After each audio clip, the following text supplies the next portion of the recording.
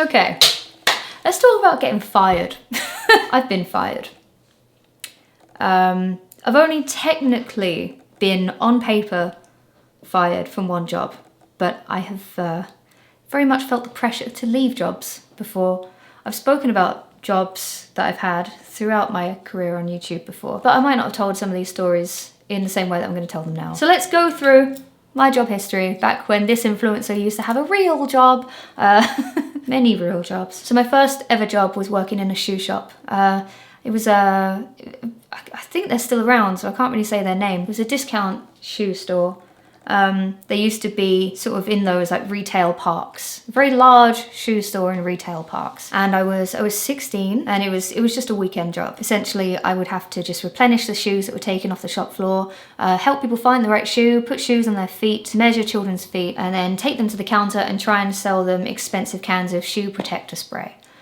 Which was actually good stuff, but no one ever believed me because I was telling them that at the till. So as you can probably imagine, shoe stores that sell children's shoes, one of their biggest weekends is the August bank holiday in the UK, which is the very end of August. This is also the case for any stores that sell school uniforms, because parents want to wait until the end of the summer holidays in order to fit their children with new uniform, because children grow. You don't want to buy them new uniform and new shoes at the beginning of the 6 weeks holiday, and then by the end of that, and they go back to school, it's all not fitting them because they've grown. So people would wait. And that's why August bank holiday was the back to school weekend for many shoe stores and uniform stores. There was never any legal obligation for everyone to work on August bank holiday at this shoe store. It was never stated in writing. In all the time that I worked there, it wasn't even insinuated, because I think I only worked there for like 10 months. So there'd never been an August bank holiday in the time that I'd worked there, so no one spoke about it. Another thing that happens on August bank holiday in the UK is Reading and Leeds Festival, which is a big festival in the UK. And well, I used to love going to Reading. I think this was 2008. I don't think I'd actually been before. This is going to be my first time going, and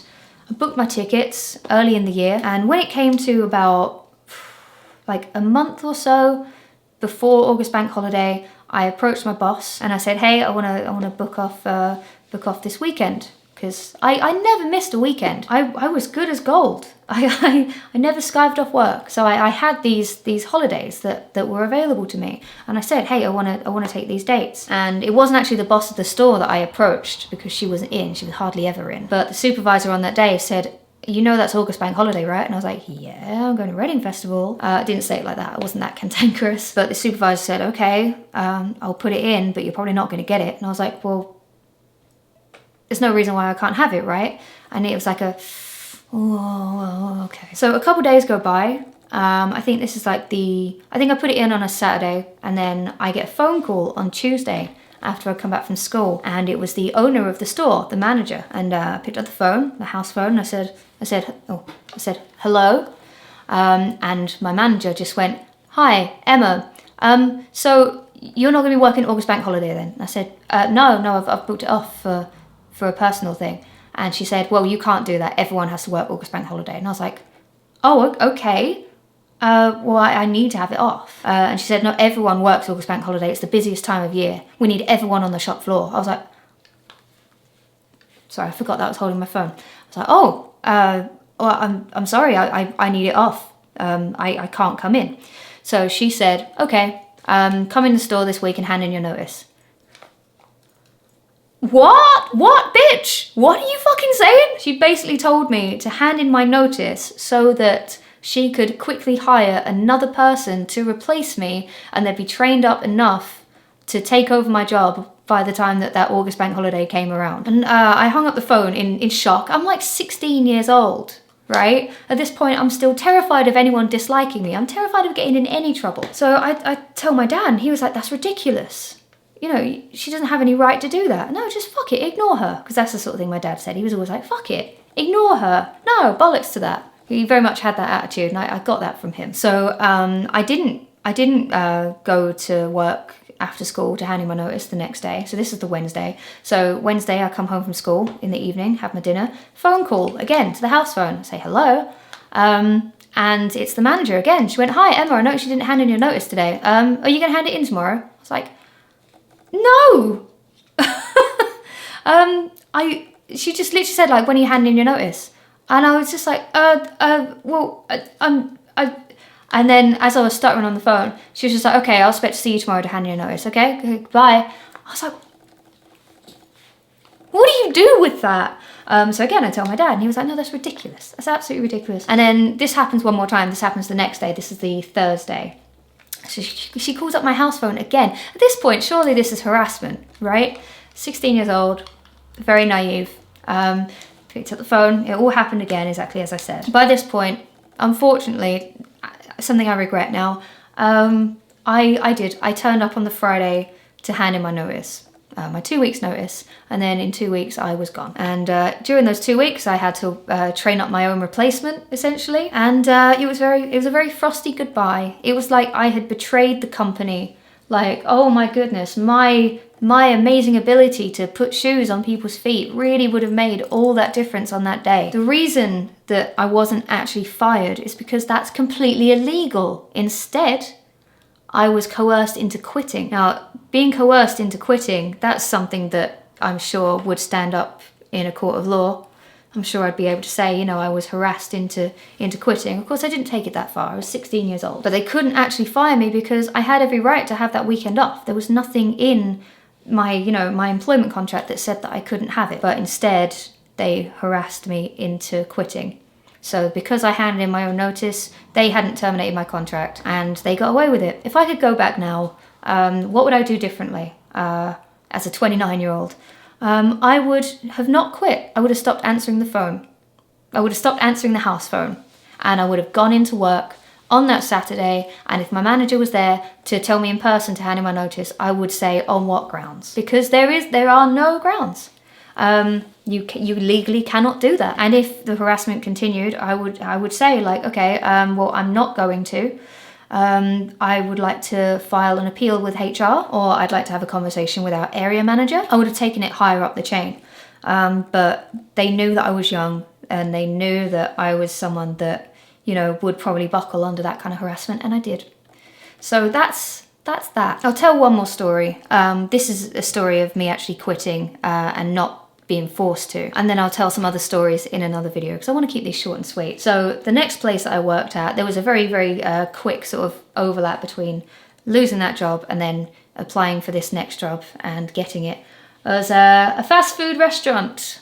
Oh boy, which one is it? Who knows? Who knows? I've never talked about it before. I don't know if you know this, but the most famous fast food restaurant in the UK, the one, if you're thinking, is it this one? Yes, it is. They are franchises. They're all franchised out. So basically anyone with enough money and enough sort of evidence that they can run a business is allowed to apply to this chain and buy their own store. You essentially buy a lease to a property to use as a restaurant. That's completely separate. But you buy the license to use all of the equipment from that restaurant, the branding from that restaurant. You get the ability to call it that restaurant. You still report all of your earnings, all complaints to that chain, to the office, like the head office of that chain. There's a profit split, etc. The reason I'm mentioning all of this is because essentially when it comes down to workplace bullying, it's not just a case of going up the chain of the brand itself. What you essentially have to do is you have to go through the franchise owner. And our franchise owner at this restaurant was never there, didn't care. I think I saw him, I worked there for about 10 months and I saw the actual owner of the franchise once. Because of the culture that was the weekend shift at this restaurant in this place, it was essentially a free-for-all. I personally witnessed a lot of workplace bullying. I experienced workplace bullying. I had a supervisor. I told this story in my book, I believe. I wrote a book once. That's the thing. I had this supervisor who from day one did not like me. I had to start my job there 2 weeks later than I was supposed to because I had tonsillitis. And because I wasn't able to start, even though I had a doctor's note for it, they put me on probation. Like super close watch probation because I was sick and couldn't start. From that point on, that supervisor, that shift manager hated me. Like no matter what I did, it wasn't good enough. During my time there, I was forced to scrape the dirt from between the tiles where my manager was standing and be behind her scraping the tiles. They had me mop all of the kitchen floors while everyone was still, you know, being busy and walking all over it. They had me stand outside at the drive-through between the order window and where you pay with a little metal, like silver trolley with condiments. And they used to make me stand out in the wind and rain handing out little packets of ketchup and go, "Would you like some napkins, sir?" Which is not a job, it's not a position at that restaurant, but they made it for me. It was horrible. And then you've got the usual fast food thing of, you know, having to clean the toilets. I've told stories about dirty needles before, having to unclog toilets before, being spoken to like absolute shit by customers, having milkshakes basically hurled towards me. You know, these parts I think happen at every one of these fast food restaurants. But it was mostly the way that this one manager would delegate my jobs for the day that made me quit in the end. I looked for my first ever full-time job after that. I was so desperate to leave. I remember every morning that my shift would start at this restaurant, my dad would drive me there, and every morning I would feel so nauseous, so anxious. My stomach would just be in knots. I would feel like ejecting every time that we pulled up to the restaurant because I just knew that something else would happen that day. So kind of a sad end to this video, but that's essentially why I left the fast food job. Wasn't fired, but it was very clear that I was not liked at that place. Please try and be nice to people who work in fast food restaurants. Honestly, they're not all bad people, and sometimes being nice to them, whilst maybe you might think it's not your job, and that you'd be right, a little bit of kindness can go a long way, and it can really be the one good thing that happens to an employee that day.